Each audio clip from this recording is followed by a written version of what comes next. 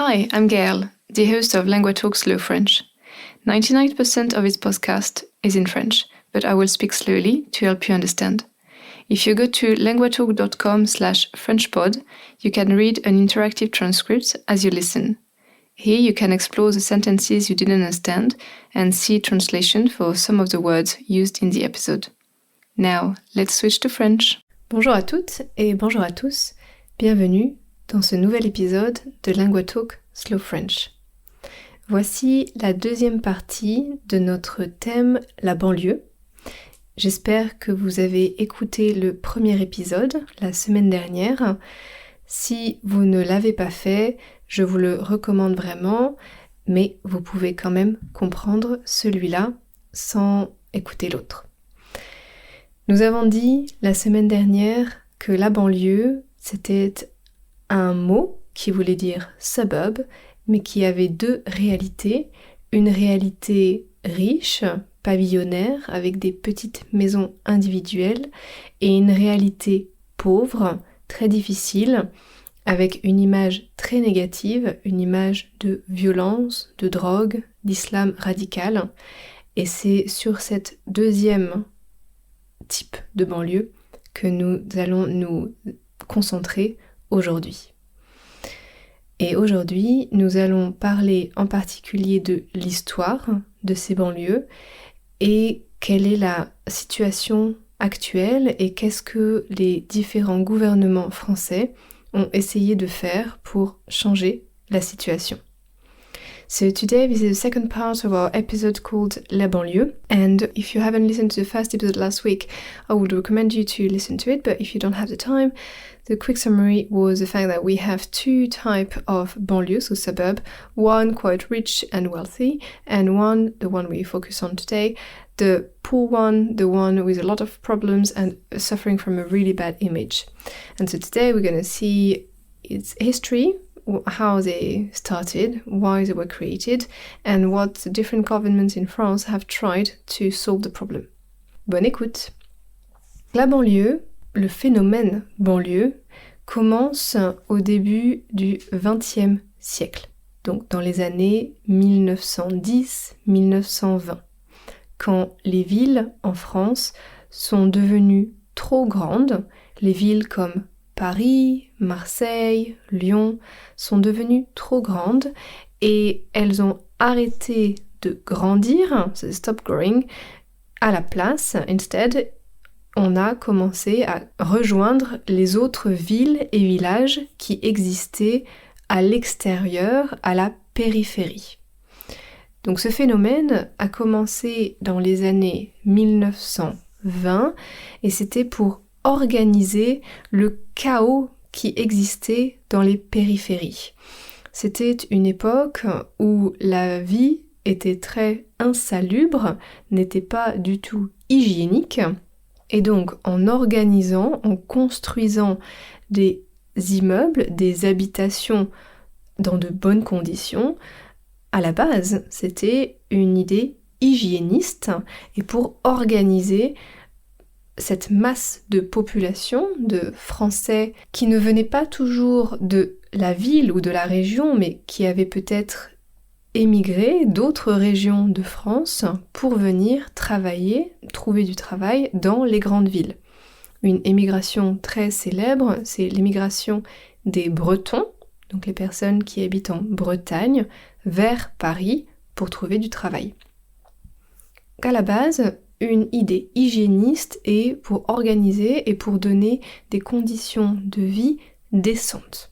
Progressivement, ces logements, ces habitations, logement, ça veut dire housing ou accommodation, donc ces logements étaient des logements HLM, les trois lettres, HLM, et ça veut dire habitation à loyer modéré.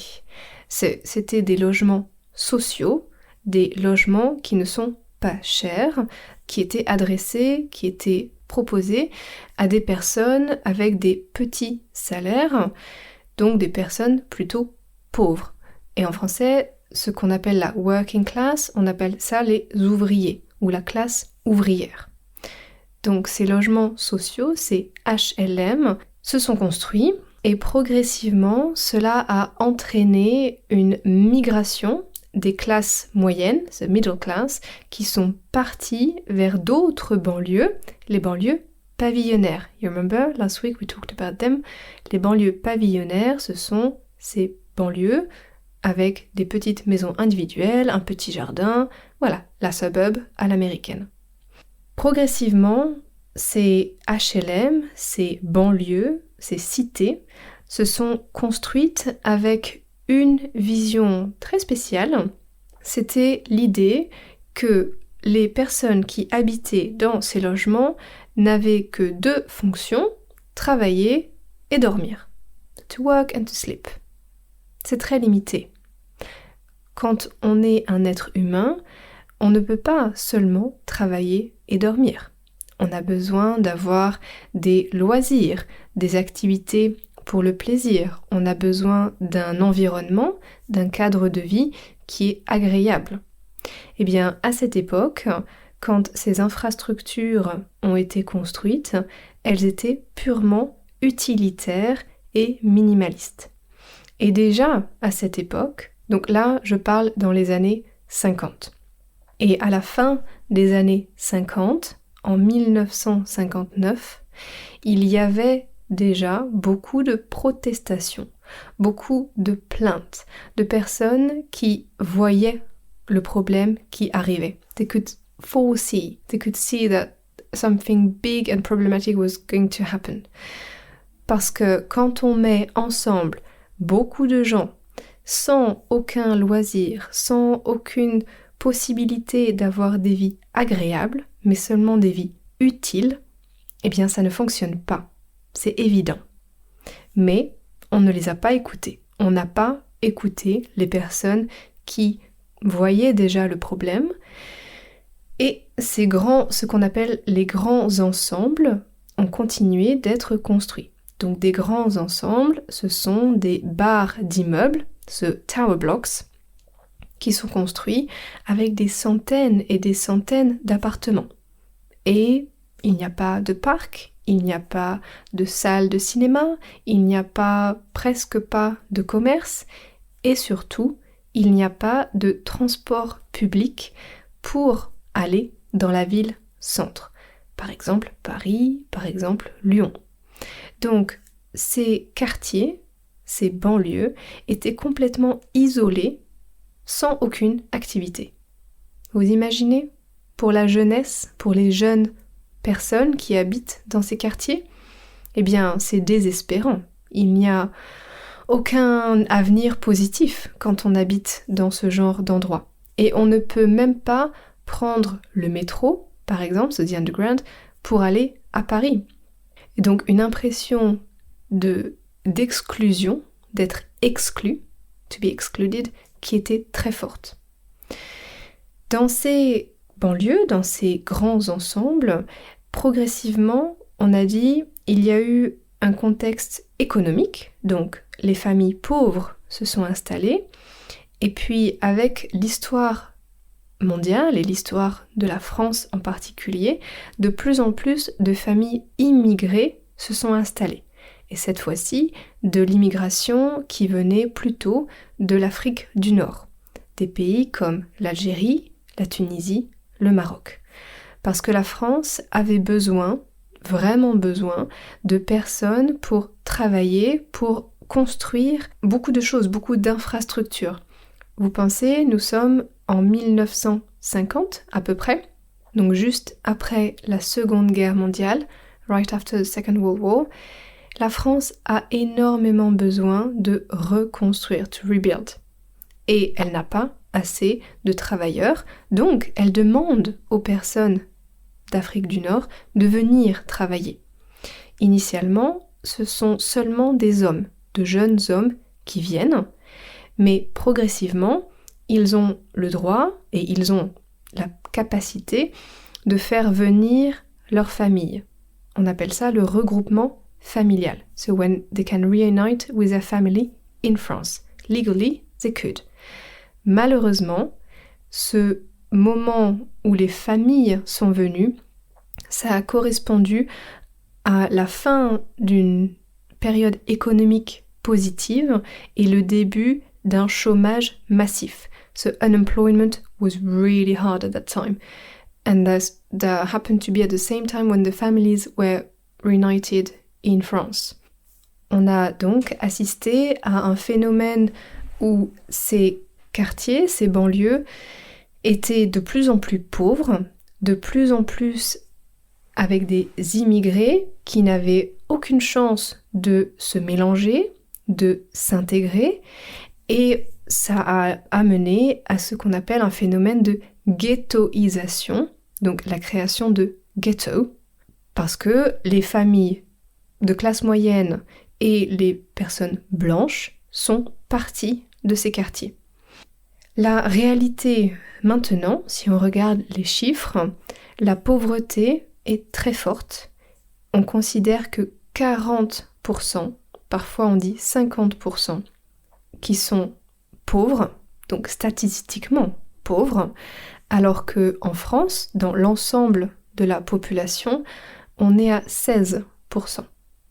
Si on regarde l'immigration, plus de 50% des personnes qui habitent dans ces quartiers sont des immigrés ou des enfants d'immigrés, so the second or third generation. Si on regarde le chômage, ce chômage unemployment, il est très très fort, il est à 25%, et chez les jeunes, so young people, c'est dramatique, le chômage est à 45%, alors que dans la population, on considère environ 10% de chômage. Et tout ça, c'est lié, le chômage notamment, à un racisme qui est très présent dans la société et un racisme à l'embauche. So, when you try to get a job, if your name is not right in the French criteria, so if it sounds more like Moroccan, and if your skin color is not the right one, then you are less likely to get the job. Ça, c'est ce qu'on appelle le racisme systémique. Et par exemple, dans des périodes très difficiles, comme la période de la pandémie de Covid-19, eh bien, le département de la Seine-Saint-Denis, c'est le département au nord de Paris, c'est le département le plus pauvre de la France, et c'est le département avec le plus d'immigration. Eh bien, dans des périodes difficiles comme une pandémie, c'est le département qui a le plus souffert.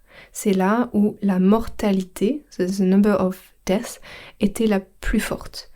Et il y a beaucoup d'explications pour ça. Une explication, c'est que beaucoup de personnes qui habitent dans ces quartiers sont des travailleurs essentiels. Donc ils travaillent dans les hôpitaux, ils travaillent dans les supermarchés, ils travaillent pour nettoyer les rues. So they couldn't stop working. They could not work from home. They could not isolate. La deuxième raison, c'est que les habitations, les logements, sont trop petits. Et donc, les contaminations étaient très fortes et les gens respectaient moins les règles parce que c'était impossible de rester in quarantine, en quarantaine, dans une maison quand l'appartement est très petit et qu'il y a 5 personnes. C'était juste impossible. Voici pour l'évolution, le contexte historique. Pourquoi on se retrouve maintenant avec un problème? C'est parce que ces logements ont été construits sur des critères économiques pour des populations pauvres et ensuite on a assisté à une vague d'immigration voulue par la France qui ne l'a pas gérée. So France wanted it but then did nothing to make it happen properly. Et donc, on a obtenu des ghettos dans les banlieues françaises. Maintenant, quelles sont les solutions? Et qu'est-ce que les gouvernements français essayent de faire? C'est une grande question. Et c'est une question que tous les gouvernements se posent. Et cela fait 40 ans que les gouvernements essayent, donc des gouvernements de gauche, des gouvernements de droite. Et cela fait 40 ans qu'il n'y a pas de solution. Principalement parce qu'il n'y a pas assez d'argent et il n'y a pas une vraie volonté de faire changer. Mais je voulais vous parler de 2 projets qui sont intéressants. Le premier, c'est ce qu'on appelle le projet du Grand Paris Express.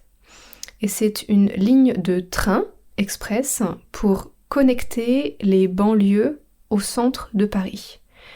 Je vous ai dit dans l'épisode numéro 1, la partie numéro 1, que physiquement, géographiquement, le périphérique, so the ring road, was really what was separating the center and the banlieue. Et ce périphérique, dans l'inconscient, dans la tête des gens, c'est in people's mind, c'est vraiment une limite géographique et mentale. Et grâce à cette idée de ce train express qui va connecter toutes les banlieues avec Paris, c'est l'idée de rendre accessible Paris. Et quand on pense à Paris, je ne dis pas le Paris touristique, mais le Paris avec des job opportunities, avec des opportunités de travail, Paris avec une offre culturelle, avec des théâtres, avec des spectacles, avec des opportunités de rencontres.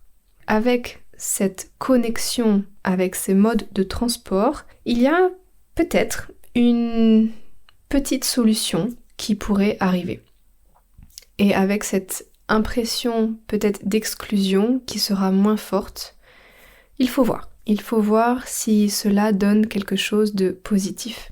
Et une deuxième chose qui est intéressante, c'est que la France va accueillir les Jeux Olympiques, so Olympic Games, en 2024. Et pour des Jeux Olympiques, on a besoin d'infrastructures, c'est essentiel, bien sûr des stades, mais également des logements, des habitations pour les athlètes et pour les journalistes, par exemple. On appelle ça le village olympique. Eh bien, ce village olympique va être construit à Saint-Denis, donc la ville principale de la Seine-Saint-Denis, ce département, je vous disais, le plus pauvre et le plus peuplé de France. Donc, la région vraiment où il y a des banlieues et qui souffrent de cette image très négative. Le choix de Saint-Denis pour construire ce village, je trouve, est un choix très intéressant. Techniquement, on voit déjà la différence. Il y a une amélioration des logements, il y a une amélioration de la connexion pour les transports. Moi, j'ai personnellement un peu peur qu'on arrive à un phénomène de gentrification. Vous savez, quand les populations qui étaient là à la base, qui étaient là au début, so the people who were there initially, eh bien, ils n'auront pas l'argent pour rester dans ce quartier, parce que tout va devenir trop cher. I'm not saying that's going to happen, but I have this fear that we're going to face a gentrification of this area. Et enfin, un troisième point qui est un peu un point comique, mais je pense qui est assez révélateur de la mentalité du président français actuel.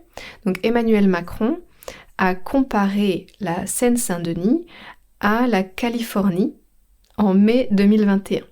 La phrase exacte, il a dit « Il ne manque que la mer pour faire la Californie ». So, only the sea is missing to have California, talking about Seine-Saint-Denis. Pourquoi il a dit ça? C'est parce que dans ce territoire, c'est le territoire le plus jeune de la France, la population est très jeune, très dynamique, et c'est dans ce territoire qu'il y a le plus grand nombre de créations de start-up par habitant. So, if you look at the whole population, that's where you've got the most start-up starting in that territory. Bien, de dire que c'est comme la Californie sans la mer, je pense que c'est un peu exagéré, et d'ailleurs, les habitants n'étaient pas très contents d'entendre cette comparaison. Mais l'idée d'Emmanuel Macron, je pense, était de dire que c'est un territoire dynamique, qu'il y a des potentiels et qu'il faut les utiliser, qu'il faut les valoriser. To know if it's going to happen, I really doubt it. Mais il y a des volontés, il y a des tentatives. Malheureusement, pour l'instant, elles ne sont pas concluantes. They don't really work. And quite often, it's really by lack of knowledge or interest or money. Right, so we are at the end of this second part. I'm going to do a quick summary. Nous avons vu dans cette partie que l'histoire des banlieues donc, est reliée au début du XXe siècle, quand il fallait organiser et rendre plus hygiéniques les villes et les périphéries surtout. Donc des logements sociaux ont commencé à être créés, à être construits, ce qu'on appelle les HLM en français. Et donc progressivement, cette création de logements avec des loyers peu chers a poussé les populations des classes moyennes à partir dans d'autres lieux. Donc il y a eu une séparation économique. Et à partir des années 50, quand la France a eu besoin de beaucoup d'immigrés pour venir pour reconstruire la France après la Seconde Guerre mondiale, eh bien ces quartiers sont devenus les quartiers privilégiés de ces nouvelles populations parce que financièrement, ils n'étaient pas chers. Dans les années 1970-1980, les familles de ces immigrés sont arrivées. Malheureusement, c'était en même temps que le chômage et donc on a commencé à assister à une ghettoisation de ces quartiers. Dans la réalité, ce sont des quartiers en effet beaucoup plus pauvres que le reste de la France, avec beaucoup plus d'immigrés et un chômage très très élevé.